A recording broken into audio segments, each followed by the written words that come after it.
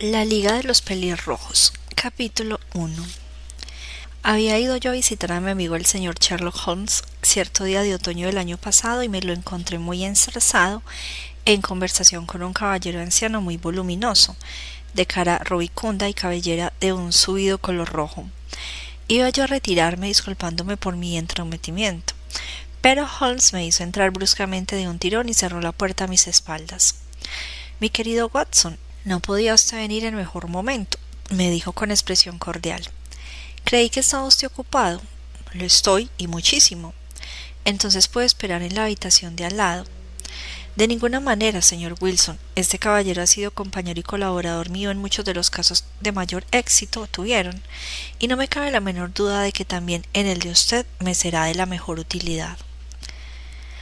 El voluminoso caballero hizo mención de ponerse en pie y me saludó con una inclinación de cabeza, que acompañó de una rápida mirada interrogadora de sus ojillos medio hundidos en círculos de grasa. «Tome asiento en el canapé», dijo Holmes, dejándose caer otra vez en su sillón y juntando las yemas de los dedos, como era costumbre suya cuando se hallaba de humor reflexivo. «De sobra sé, mi querido Watson, que usted participa de mi afición a todo lo que es raro y se sale de los convencionalismos y de la monótona rutina de la vida cotidiana. Usted ha demostrado el deleite que eso le produce, como el entusiasmo que le ha impulsado a escribir la crónica de tantas de mis aventurillas, procurando embellecerlas hasta cierto punto, si usted me permite la frase. Desde luego, los casos suyos despertaron en mí el más vivo interés», le contesté. «Recordará usted que hace unos días, antes que nos lanzásemos a abordar el sencillo problema que nos presentaba la señorita Mary Sutherland, le hice la observación de que los efectos raros y las combinaciones extraordinarias debíamos buscarlas en la vida misma, que resulta siempre de una osadía infinitamente mayor que cualquier esfuerzo de la imaginación?» «Sí, y yo me permití ponerlo en duda».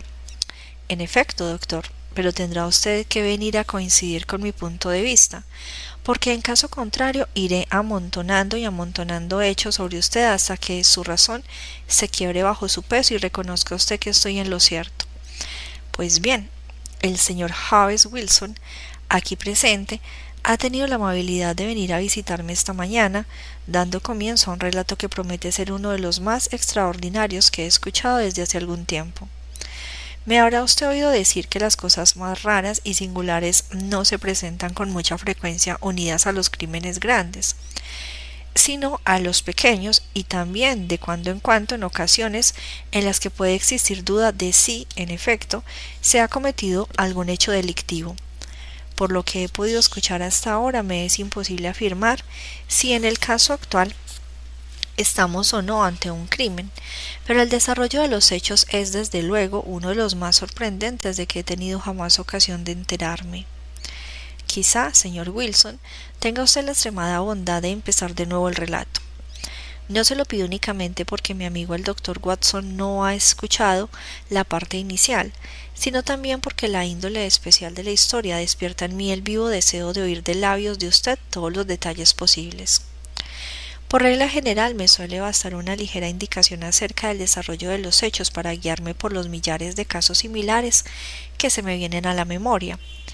Me veo obligado a confesar que en el caso actual, y según yo creo firmemente, los hechos son únicos».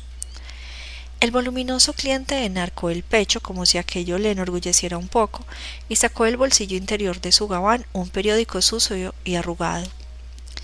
Mientras él repasaba la columna de anuncios adelantando la cabeza, después de alisar el periódico sobre sus rodillas, yo lo estudié a él detenidamente, esforzándome a la manera de mi compañero, por descubrir las indicaciones que sus ropas y su apariencia exterior pudieran proporcionarme.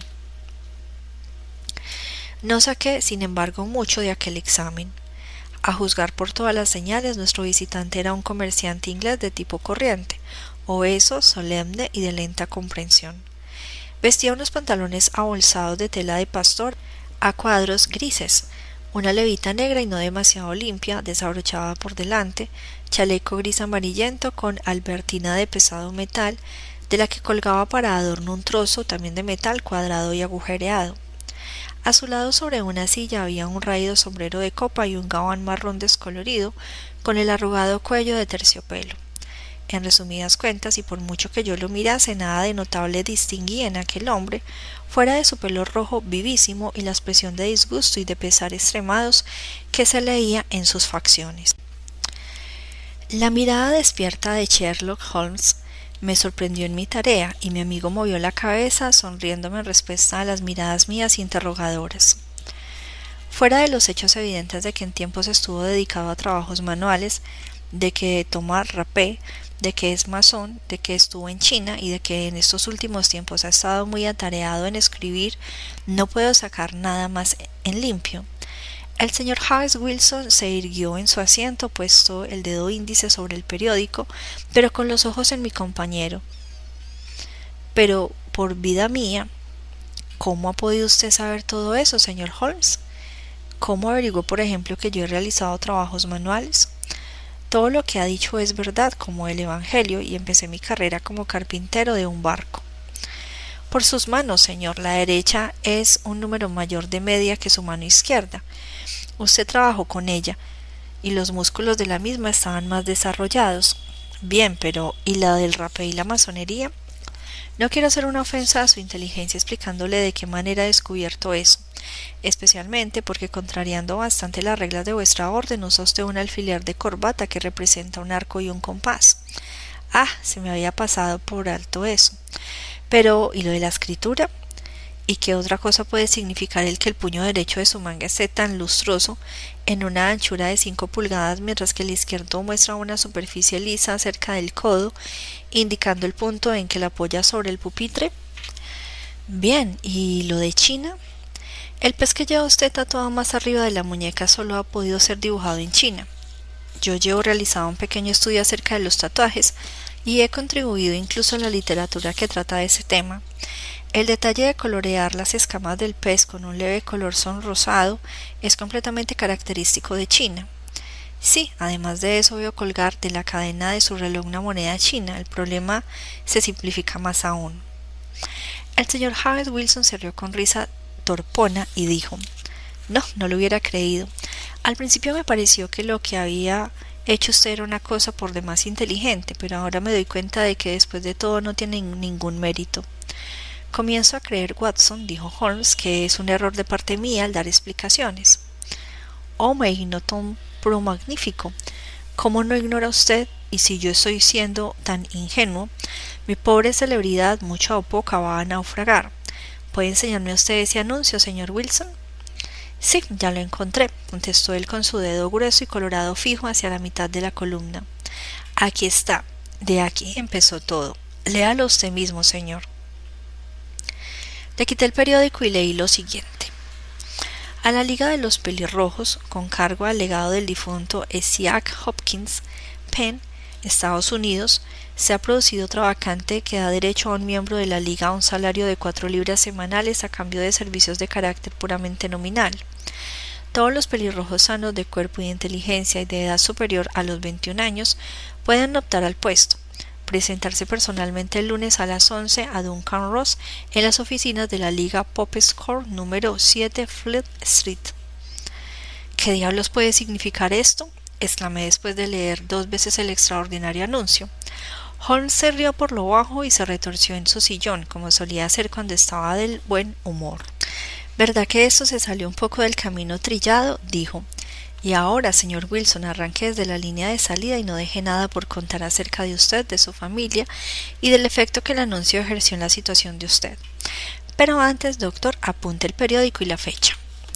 Es el Morning Chronicle del 27 de abril de 1890, exactamente de hace 2 meses. Muy bien, veamos, señor Wilson. Pues bien, señor Holmes, como le contaba a usted, dijo Harris Wilson secándose el sudor de la frente. Yo poseo una pequeña casa de préstamos en Coburg Square, cerca de la City. El negocio no tiene mucha importancia y durante los últimos años no me ha producido sino para ir tirando.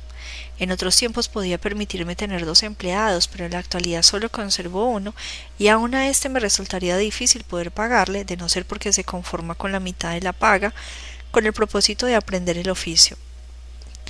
¿Cómo se llama este joven de tan buena conforma?, preguntó Sherlock Holmes. Se llama Vincent Spaulding, pero no es precisamente un mozalbete. Resultaría difícil calcular los años que tiene. Yo me conformaría con que un empleado mío fuese lo inteligente que es él. Sé perfectamente que él podría ganar el doble de lo que yo puedo pagarle y mejorar su situación. Pero después de todo, si él está satisfecho, ¿por qué voy a revolverle yo el margen? Naturalmente, ¿porque va usted a hacerlo? Es para usted una verdadera fortuna el poder disponer de un empleado que quiere trabajar por un salario inferior al del mercado. En una época como la que atravesamos no son muchos los patronos que están en la situación de usted. Me está pareciendo que su empleado es tan extraordinario como su anuncio. Bien, pero también tiene sus defectos ese hombre, dijo el señor Wilson. Por ejemplo, el de largarse por ahí con el aparato fotográfico en las horas en que debería estar cultivando su inteligencia para luego venir y meterse en la bodega, lo mismo que un conejo en la madriguera, a revelar sus fotografías. Ese es el mayor de sus defectos, pero en conjunto es muy trabajador y carece de vicios. Supongo que seguirá trabajando con usted. Sí, señor, yo soy viudo, nunca tuve hijos y en la actualidad compone en mi casa él y una chica de 14 años que sabe cocinar algunos platos sencillos y hacer la limpieza. Los tres llevamos una vida tranquila, señor, y gracias a eso estamos bajo techado, pagamos nuestras deudas y no pasamos de ahí. Fue el anuncio lo que primero nos sacó de quicio. Spaulding se presentó en la oficina hoy hace exactamente 8 semanas con este mismo periódico en la mano y me dijo: «Ojalá Dios que yo fuese pelirrojo, señor Wilson». Yo le pregunté de qué se trata y él me contestó: «Pues se ha producido otra vacante en la Liga de los Pelirrojos. Para quien lo sea equivale a una pequeña fortuna y, según tengo entendido, son más de las vacantes que los pelirrojos, de modo que los albaceas testamentarios andan locos no sabiendo qué hacer con el dinero. Si mi pelo cambiase de color, ahí tenía yo un huequillo a pedir de boca donde meterme. Pero bueno, ¿de qué se trata?». Le pregunté: «Mire, señor Holmes, yo soy un hombre muy de su casa. Como el negocio vino a mí, en vez de ir yo en busca del negocio, se pasan semanas enteras sin que yo ponga el pie fuera del felpudo de la puerta del local. Por esa razón vivía sin enterarme mucho de las cosas de fuera y recibía con gusto cualquier noticia». «¿Nunca oyó usted hablar de la Liga de los Pelirrojos?», me preguntó con asombro. «Nunca». «Sí que es extraño, siendo como es usted uno de los candidatos elegibles para ocupar las vacantes». «¿Y qué supone en dinero?», le pregunté. «Una minucia, nada más que un par de centenares de libras al año, pero casi sin embargo y sin que le impidan gran cosa dedicarse a sus propias ocupaciones. Se imaginará usted fácilmente que eso me hizo afinar el oído, ya que mi negocio no marchaba demasiado bien desde hace algunos años, y un par de centenares de libras más me habría venido de perlas». «Explíqueme bien ese asunto», le dije. «Pues bien», me contestó mostrándome el anuncio, «usted puede ver por sí mismo que la liga tiene una vacante y en el mismo anuncio viene la dirección en que puede pedir todos los detalles. Según a mí se me alcanza, la liga fue fundada por un millonario norteamericano, Ezekiel Hopkins, hombre raro en sus cosas. Era pelirrojo y sentía mucha simpatía por los pelirrojos. Por eso, cuando él falleció, se vino a saber que había dejado su enorme fortuna encomendada a los albaceas con las instrucciones pertinentes a fin de proveer de empleos cómodos a cuantos hombres tuvieran el pelo de ese mismo color. Por lo que he oído decir, el sueldo es espléndido y el trabajo escaso». Yo le contesté: «Pero serán millones de pelirrojos los que lo soliciten». «No tantos como usted se imagina», me contestó. «Fíjese en que el ofrecimiento está limitado a los londinenses y a hombres mayores de edad. El norteamericano en cuestión marchó de Londres en su juventud y quiso favorecer a su vieja y querida ciudad. Me han dicho además que es inútil solicitar la vacante cuando se tiene el pelo de un rojo claro o de un rojo oscuro. El único que vale es el color rojo auténtico, vivo, llameante, rabioso. Si le interesase solicitar la plaza, señor Wilson, no tiene sino presentarse, aunque quizá no valga la pena para usted el molestarse por unos pocos centenares de libras. La verdad es, caballeros, como ustedes mismos pueden ver, lo que mi pelo es de un rojo vivo y brillante, por lo que me pareció que si se celebraba un concurso yo tenía tantas probabilidades de ganarlo como el que más de cuantos pelirrojos había encontrado en mi vida». Vicente Spaulding parecía tan enterado del asunto que pensé que podría serme de utilidad, de modo pues que le di la orden de echar los póstigos por aquel día y de acompañarme inmediatamente. Le cayó muy bien lo de tener un día de fiesta, de modo pues que cerramos el negocio y marchamos hacia la dirección que figuraba en el anuncio. Yo no creo que vuelva a contemplar un espectáculo como aquel en mi vida, señor Holmes. Procedentes del norte, sur, del este y del oeste, todos cuantos hombres tenían un algo de rubicundo en los cabellos se habían largado a la City respondiendo el anuncio. Fleet Street estaba obstruida de pelirrojos y Pop's Court producía la impresión del carrito de un vendedor de naranjas. Jamás pensé que pudiera ser tantos en el país como los que se congregaron por un solo anuncio. Los había allí de todos los matices: rojo pajizo, limón, naranja, ladrillo, cerro setter, irlandés, hígado, arcilla. Pero según hizo notar Spaulding, no eran muchos los de un auténtico rojo vivo y llameante. Viendo que eran tantos los que esperaran, estuve a punto de renunciar de puro desánimo. Pero Spaulding no quiso ni oír hablar de semejante cosa. Yo no sé cómo se las arregló, pero el caso es que a fuerza de empujar a este, apartar al otro y chocar con el de más allá, me hizo cruzar por entre aquella multitud, llevándome hasta la escalera que conducía a las oficinas. Fue la suya una experiencia divertidísima, comentó Holmes mientras su cliente se callaba y refrescaba su memoria con un pellizco de rape. Prosiga, por favor, el interesante relato.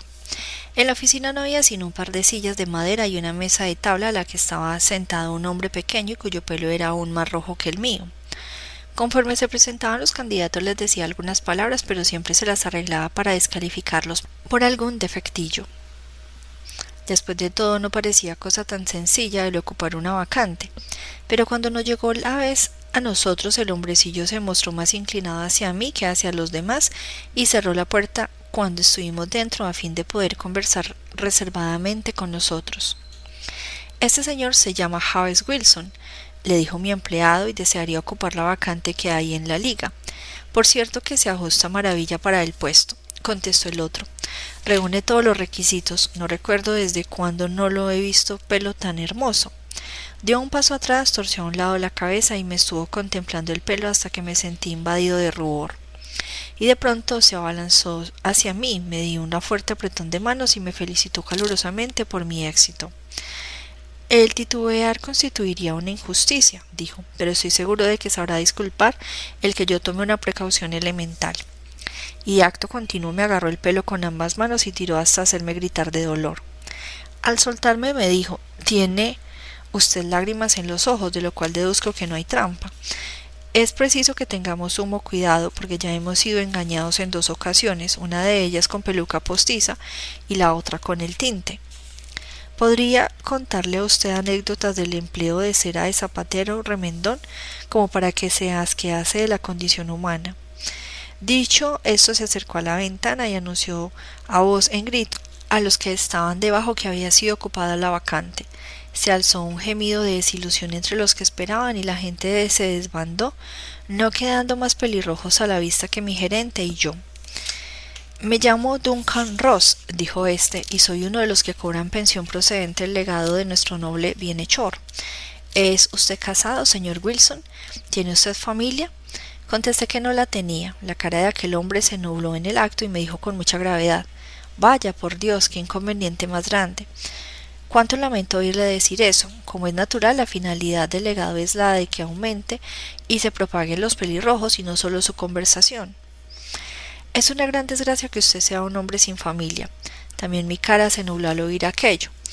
Señor Holmes, viendo que después de todo se me escapaba la vacante, pero después de pensarlo por espacio de algunos minutos, sentenció que eso no importaba, tratándose de otro, dijo: «Esa objeción podría ser fatal, pero estiraremos la cosa en favor de una persona de un pelo como el suyo».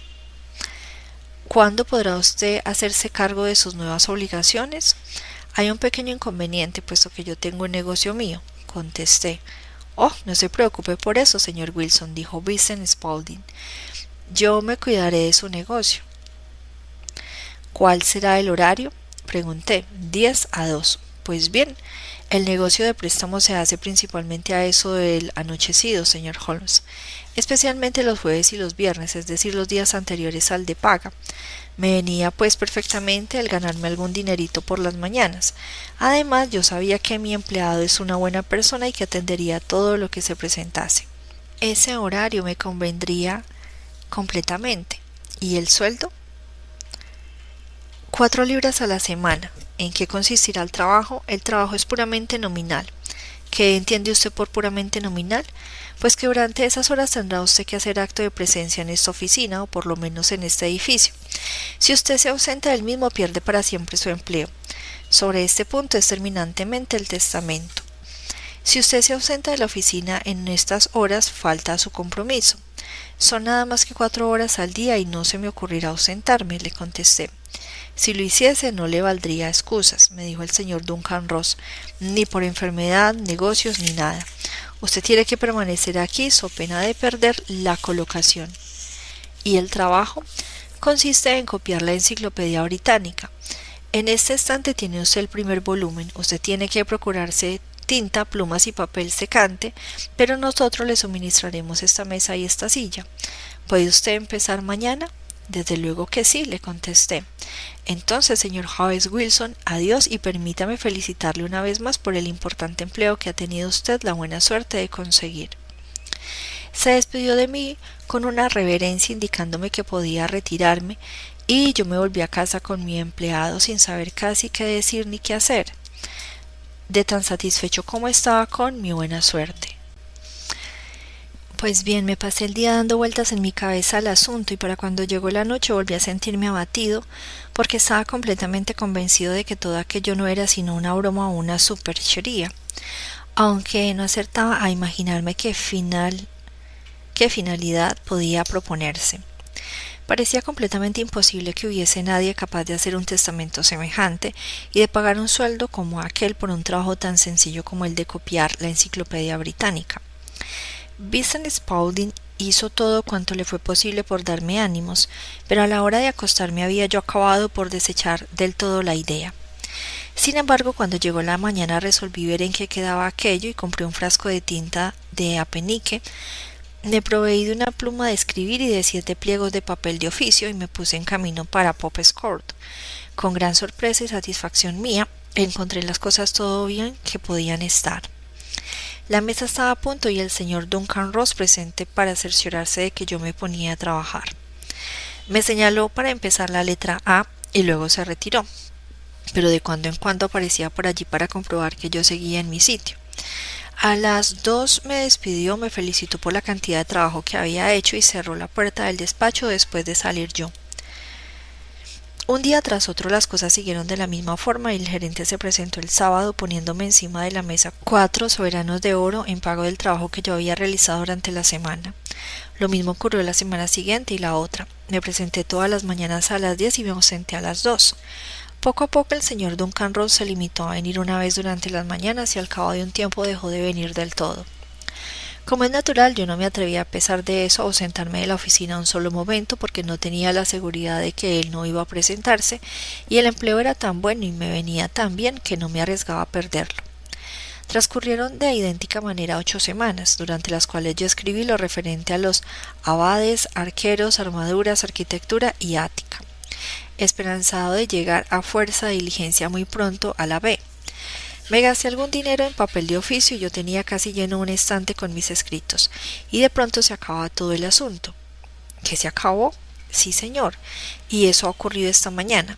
Me presenté como de costumbre al trabajo a las 10, pero la puerta estaba cerrada con llave y en mitad de la hoja de la misma, clavado con una tachuela, había un trocito de cartulina. Aquí lo tiene, puede leerlo usted mismo. Nos mostró un trozo de cartulina blanca más o menos del tamaño de un papel de cartas que decía lo siguiente: ha quedado disuelta la Liga de los Pelirrojos, 9 de octubre 1890. Sherlock Holmes y yo examinamos aquel breve anuncio y la cara afligida que había detrás del mismo, hasta el lado cómico del asunto. Se sobrepuso de tal manera a toda otra consideración que ambos rompimos en una carcajada estruendosa.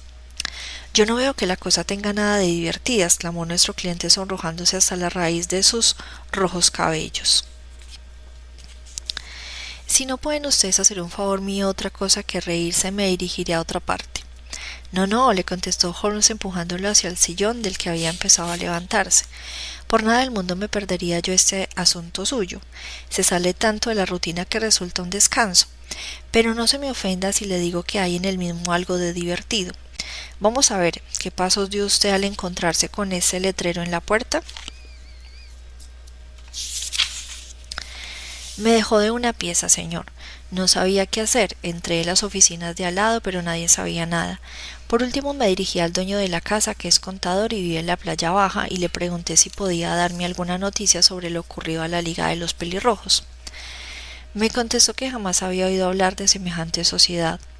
Entonces le pregunté por el señor Duncan Ross y me contestó que era la vez primera que oía ese nombre.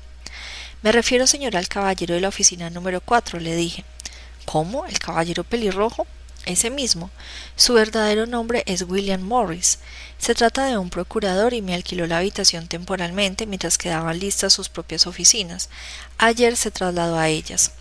¿Y dónde podría encontrarlo? En sus nuevas oficinas, me dio su dirección. Eso es King Edward Street, número 17, junto a St. Paul. Marché hacia allí, señor Holmes, pero cuando llegué a esa dirección me encontré con que se trataba de una fábrica de rodilleras artificiales y nadie había oído hablar allí del señor William Morris ni del señor Duncan Ross. ¿Y qué hizo usted entonces?, le preguntó Holmes. Me dirigí a mi casa de Saks, Coburg Square, y consulté con mi empleado. No supo darme ninguna solución, salvo la de decirme que esperase porque con seguridad que recibiría noticias por carta. Pero esto no me bastaba, señor Holmes. Yo no quería perder una colocación como aquella, así como así. Por eso, como había oído decir que usted llevaba su bondad hasta aconsejar al pobre gente que lo necesita, me vine derecho a usted. Y obró usted con gran acierto, dijo Holmes. El caso de usted resulta extraordinario y lo estudiaré con sumo gusto.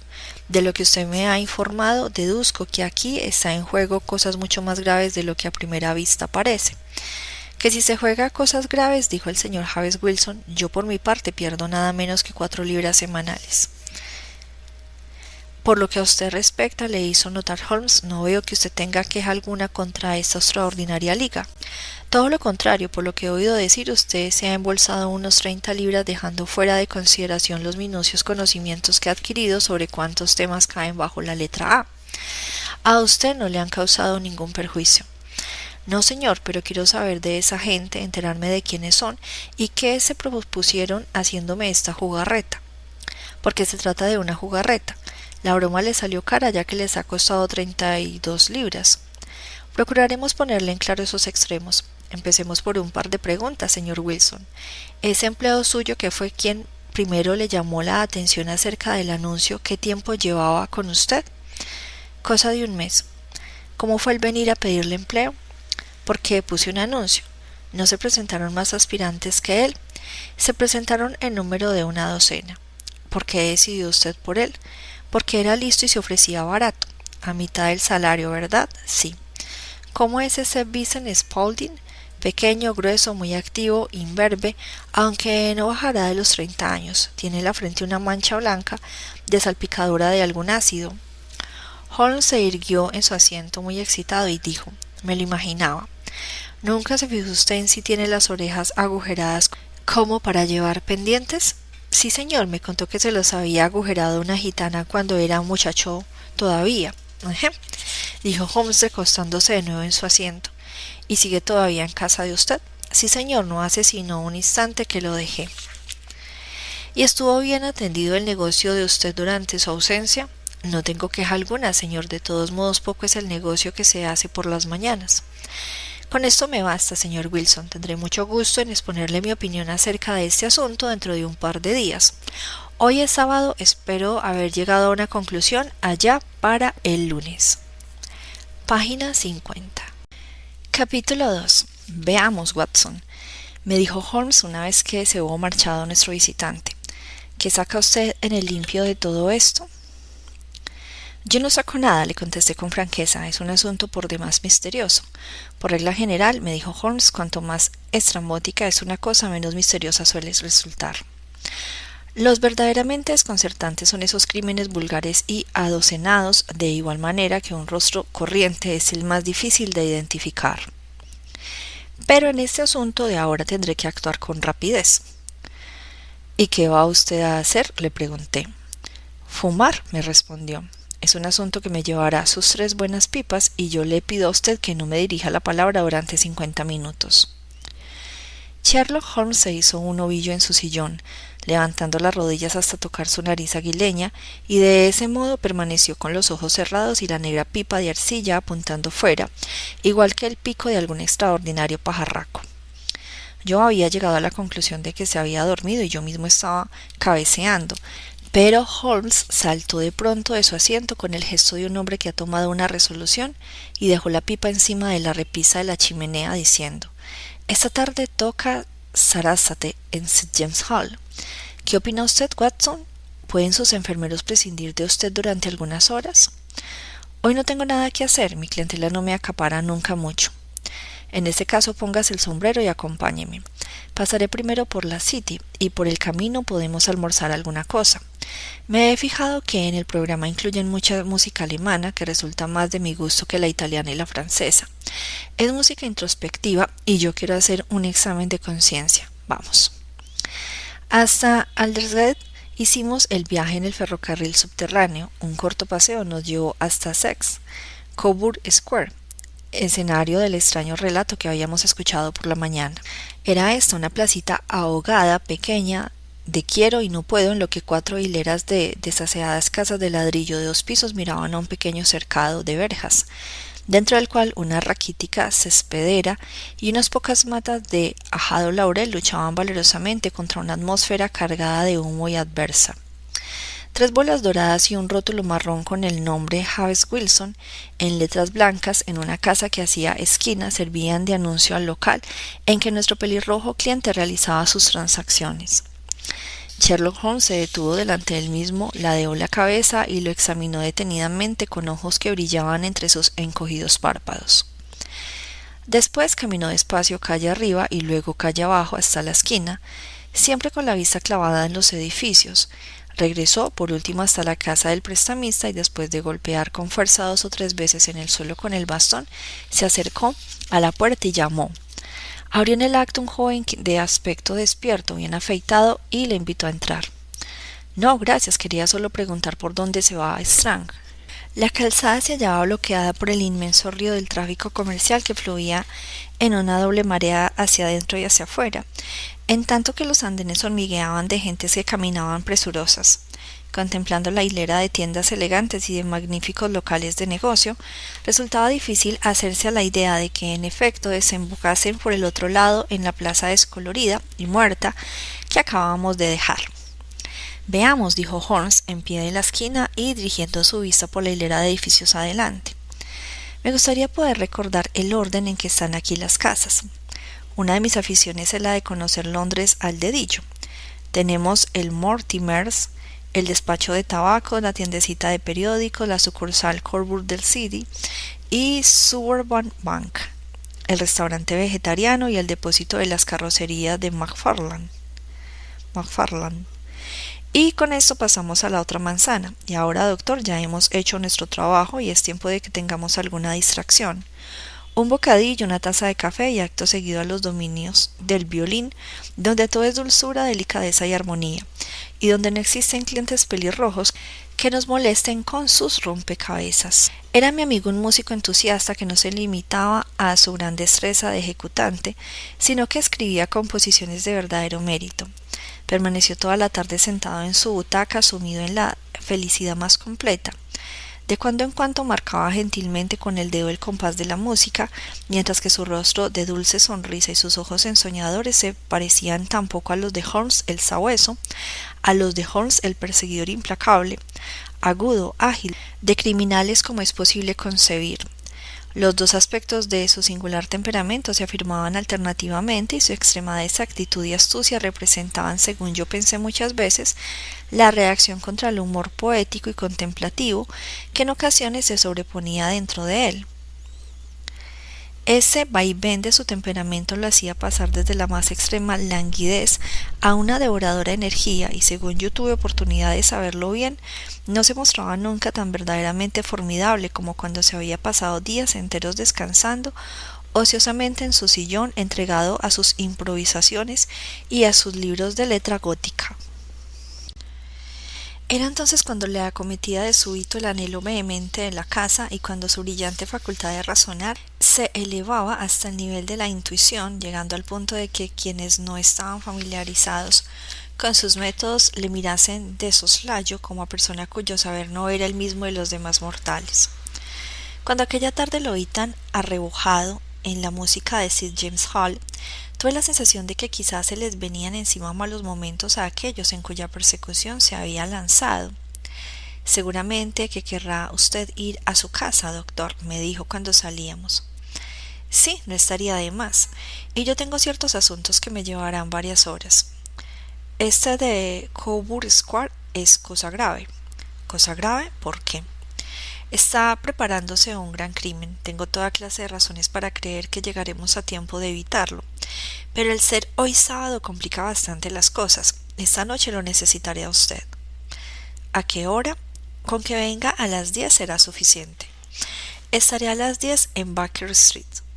Perfectamente. Oiga, doctor, échese el revólver al bolsillo porque quizá la cosa sea peligrosilla. Me saludó con un vaivén de la mano, giró sobre sus tacones y desapareció instantáneamente entre la multitud. Yo no me tengo por más torpe que mis convecinos, pero siempre que tenía que tratar a Sherlock Holmes, me sentía como atenazado por mi propia estupidez. En este caso de ahora yo había oído todo lo que él había oído, había visto todo lo que él había visto y sin embargo era evidente, a juzgar por sus palabras, que él veía con claridad no solamente lo que había ocurrido, sino también lo que estaba a punto de ocurrir, mientras que a mí se me presentaba todavía todo el asunto como grotesco y confuso.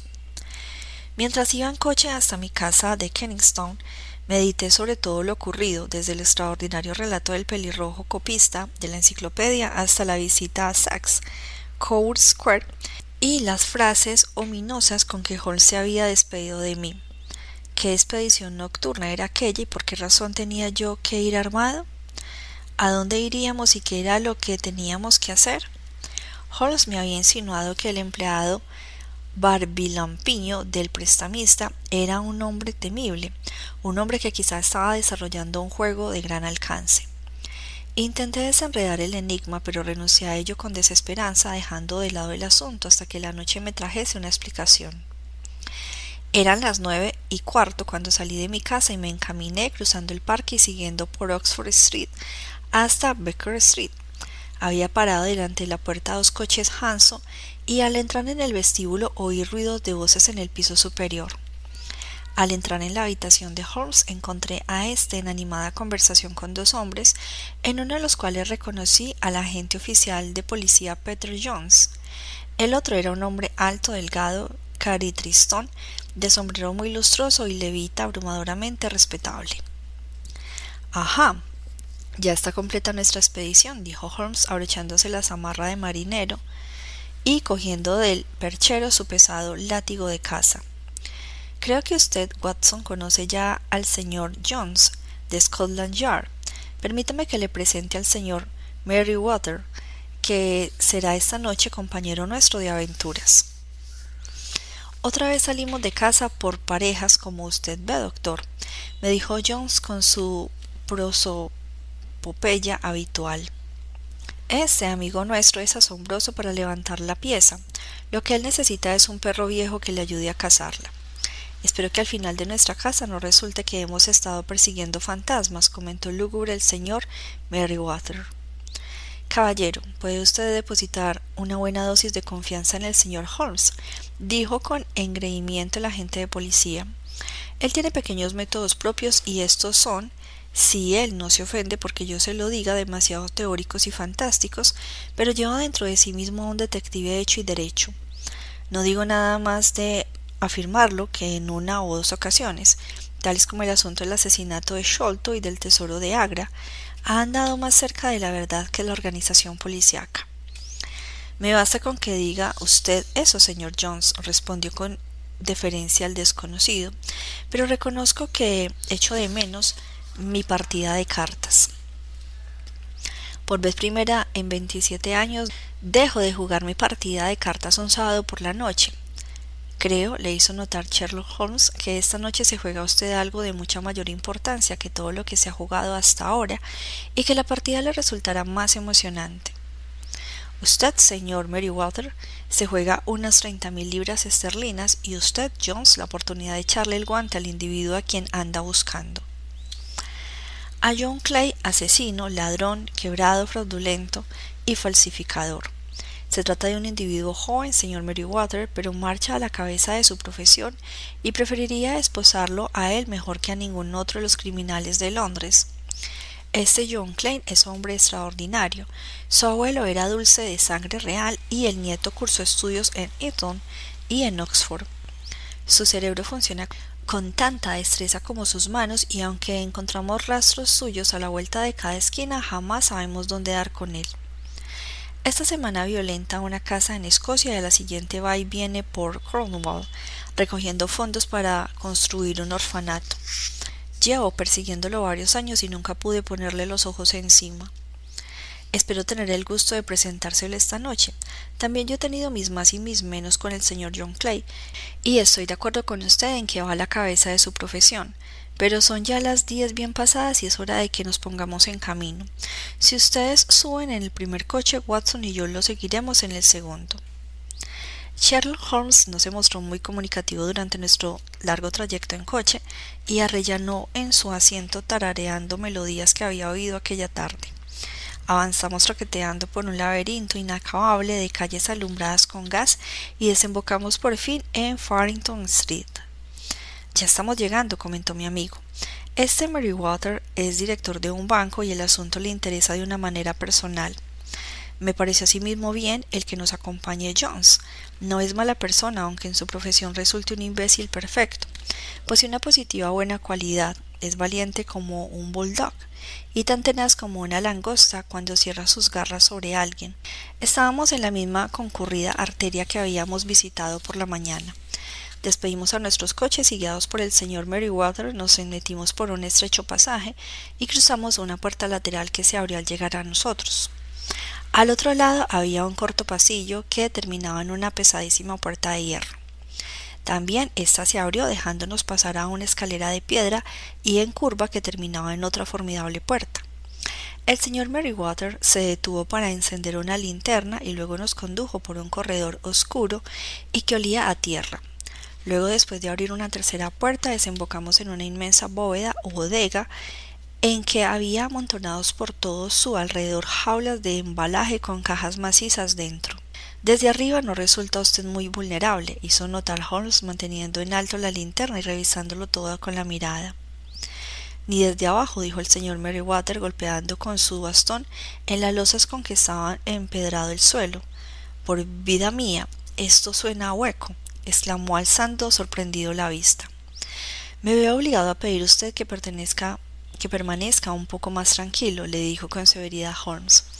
Acaba usted de poner en peligro todo el éxito de la expedición. ¿Puedo pedirle que tenga la bondad de sentarse encima de una de esas cajas sin intervenir en nada?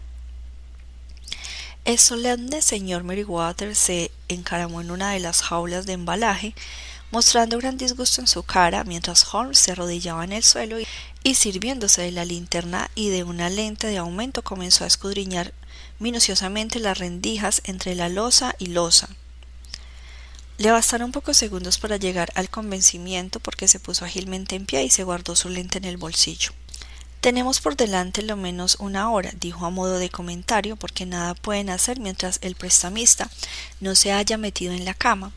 Pero cuando esto ocurra, pondrán inmediatamente manos a la obra, pues cuanto antes le den fin, más tiempo les quedará para la fuga. Doctor, en este momento nos encontramos, según usted habrá ya adivinado, en los sótanos de la sucursal que tiene en la City uno de los principales bancos londinenses. El señor Merryweather es el presidente del consejo de dirección y él explicará a usted por qué razones puede esta bodega despertar ahora mismo vivo interés en los criminales más audaces de Londres.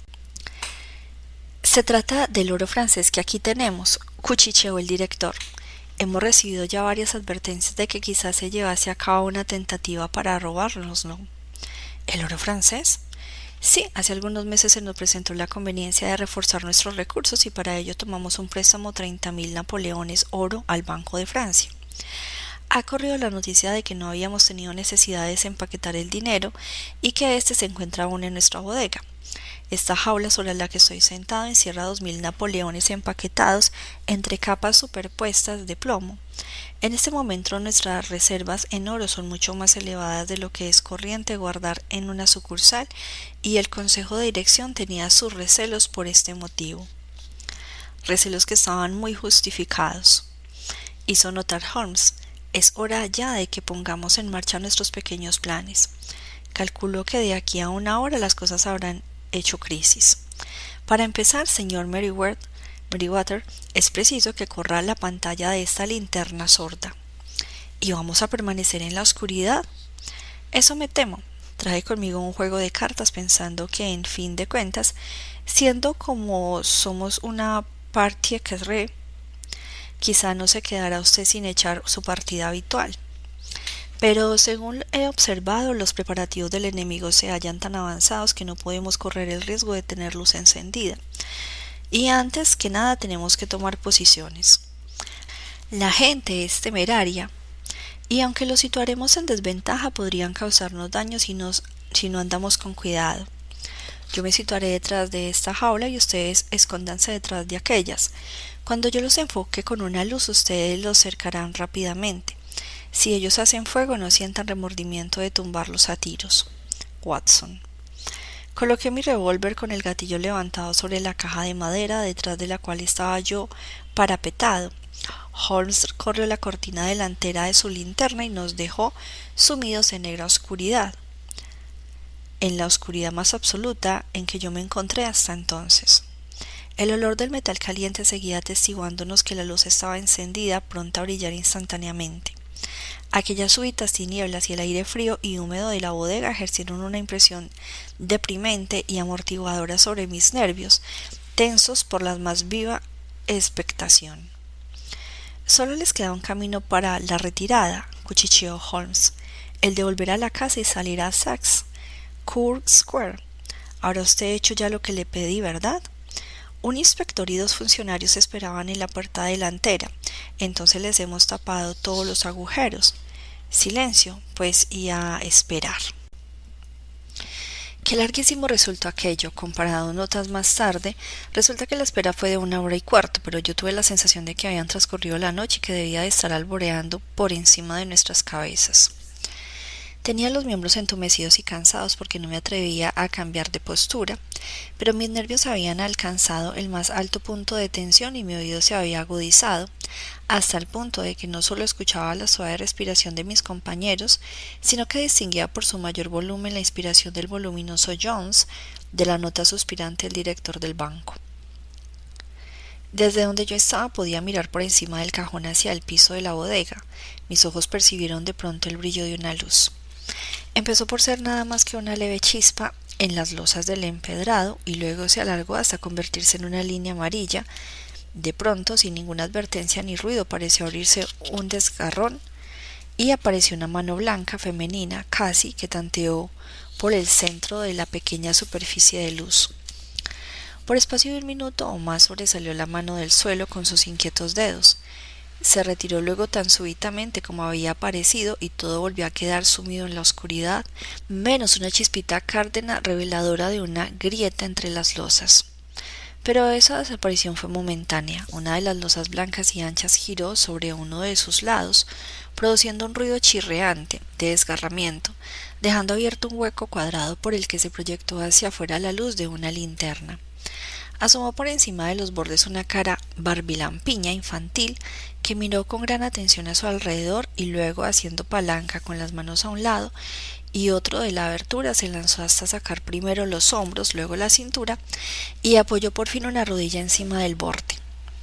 Un instante después se irguió en pie a un costado del agujero, ayudando a subir a un compañero delgado y pequeño como él, de cara pálida y una mata de pelo de un rojo vivo. «No hay nadie», cuchicheó. «¿Tienes el formol y las bolsas?» Válgame Dios, salta, Archie, salta. Yo le haré frente. Sherlock Holmes había saltado de su escondite, agarrando al intruso por el cuello de la ropa. El otro se zambulló en el agujero y yo pude oír el desgarrón de sus faldones en los que Jones había hecho presa. Centelleó la luz en el cañón de un revólver, pero el latigazo de caza de Holmes cayó sobre la muñeca del individuo y el arma fue a parar al suelo, produciendo un ruido metálico sobre las rosas. Es inútil, John Clay, le dijo Holmes sin alterarse, no tiene usted la menor probabilidad a su favor. Ya lo veo, contestó el otro con la mayor sangre fría.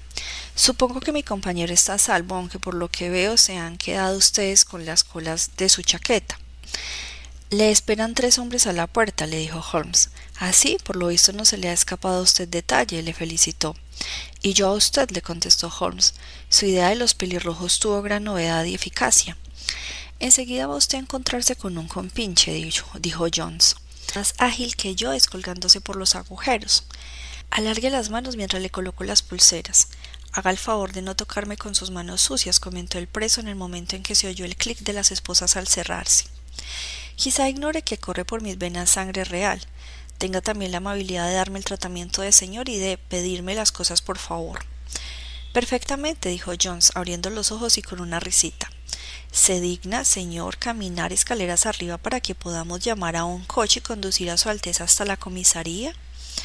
Así está mejor, contestó John Clay serenamente. Nos saludó a los 3 con una gran inclinación cortesana y salió de allí tranquilo, custodiado por el detective. Señor Holmes, dijo el señor Merryweather, mientras íbamos tras ellos después de salir de la bodega, yo no sé cómo podrá el banco agradecérselo y recompensárselo. No cabe duda de que usted ha sabido descubrir y desbaratar del modo más completo una de las tentativas más audaces de robo de bancos que yo he conocido. Tenía mis pequeñas cuentas que saldar con el señor John Clay, contestó Holmes. El asunto me ha ocasionado algunos pequeños desembolsos que espero que el banco me reembolsara. Fuera de eso, estoy ampliamente recompensado con esta experiencia que es en muchos aspectos única y con haberme podido enterar del extraordinario relato de la Liga de los Pelirrojos. Ya de mañana, sentado frente a sendos vasos de whisky con soda en Baker Street, me explicó Holmes. Comprenda usted, Watson, resulta evidente desde el principio que la única finalidad posible de este fantástico negocio del anuncio de la Liga y del copiar la enciclopedia tenía que ser el alejar durante un número determinado de horas todos los días a este prestamista, que tiene muy poco de listo. El medio fue muy raro, pero la verdad es que habría sido difícil inventar otro mejor, lo que sugirió la idea al cerebro ingenioso de Clay. Las 4 libras semanales eran un señuelo que forzadamente tenía que atraerlo, ¿y qué suponía eso para ellos que se jugaban en el asunto muchos millares? Insertar el anuncio, uno de los granujas alquila temporalmente la oficina y el otro incita al prestamista que se presente a solicitar el empleo, y entre los dos se las arreglan para conseguir que esté ausente todos los días laborales. Desde que me enteré de que el empleado trabaja a mitad de sueldo, vi con claridad que tenía algún motivo importante para ocupar aquel empleo. ¿Y cómo llegó usted a adivinar este motivo? Si en la casa hubiese habido mujeres, habría sospechado que se trataba de un vulgar enredo amoroso, pero no había que pensar en ello. El negocio que el prestamista hacía era pequeño y no había nada dentro de la casa que pudiera explicar una preparación tan complicada y un desembolso como el que estaba haciendo. Por consiguiente, era por fuerza algo que estaba fuera de la casa. ¿Qué podía hacer? Me dio en qué pensar la afición del empleado a la fotografía y el truco suyo de desaparecer en la bodega. La bodega.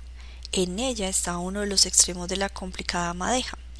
Pregunté detalles acerca del misterioso empleado y me encontré con que tenía que habérmelas con una de las criminales más calculadores y audaces de Londres. Este hombre estaba realizando en la bodega algún trabajo que le exigía varias horas todos los días, y esto por espacio de meses. ¿Qué puede ser?, volví a preguntarme. No me quedaba sino pensar que estaba abriendo un túnel que desembocaría en algún otro edificio. A ese punto había llegado cuando fui a visitar el lugar de la acción. Lo sorprendí a usted cuando golpeé el suelo con mi bastón. Lo que yo buscaba era descubrir si la bodega se extendía hacia la parte delantera o hacia la parte posterior. No daba a la parte delantera. Tiré entonces de la campanilla y acudió como yo esperaba el empleado. Él y yo hemos librado algunas escaramuzas, pero nunca nos habíamos visto. Apenas si me fijé en su cara. Lo que yo deseaba ver eran sus rodillas. Usted mismo debió de fijarse en lo desgastadas y llenas de arrugas y de manchas que estaban. Pregonaban las horas que se había pasado socavando el agujero. Ya solo quedaba por determinar hacia dónde lo abrían. Doblé la esquina y me fijé en que el City y Suburban Bank daba al local de nuestro amigo y tuve la sensación de haber resuelto el problema. Mientras usted después del concierto marchó en coche a su casa, yo me fui a visitar a Scotland Yard y a casa del presidente del directorio del banco, con el resultado que usted ha visto.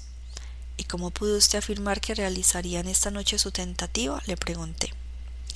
Pues bien, al cerrar las oficinas de la liga daban con ello a entender que ya las tenían sin cuidado la presencia del señor James Wilson, en otras palabras, que habían terminado su túnel.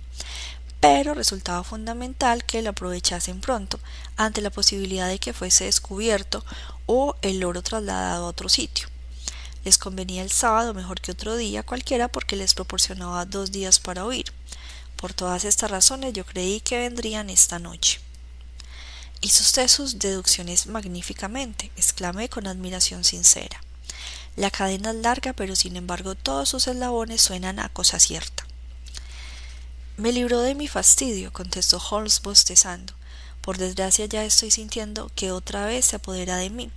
Mi vida se desarrolla en un largo esfuerzo para huir de las vulgaridades de la existencia. Estos pequeños problemas me ayudarán a conseguirlo. Y es usted un benefactor de la raza humana, le dije yo. Holmes se encogió de hombros y contestó a modo de comentario. Pues bien, a fin de cuentas, quizá tenga alguna pequeña utilidad.